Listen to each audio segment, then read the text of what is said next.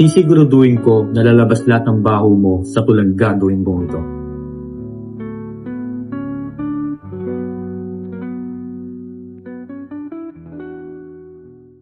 Hoy, husband! Pwede pinahiya mo ko sa tulang iyong inilikha!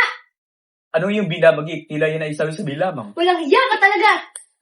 Humanda ka! Ipapapatay kita!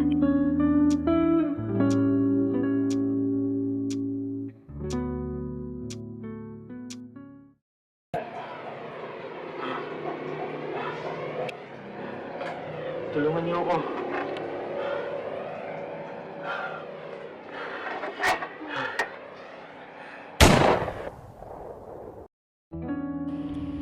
Akda, ang pagiging makata ay hindi basta pagsulat ng talata, subalit ay isang panata na sa bawat pag-akda ay may dahilan ng paglikha.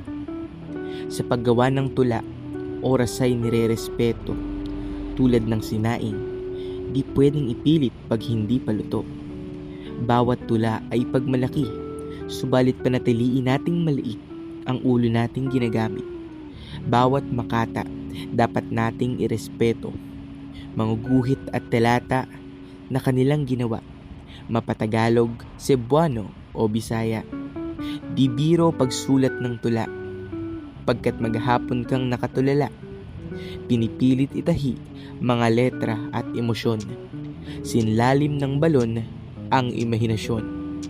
Itong tulang aming ginawa, hindi para sa sariling pag-akda, ngunit ay isang paniniwala na sa bawat pag-akda ay may dahilan ng paglikha.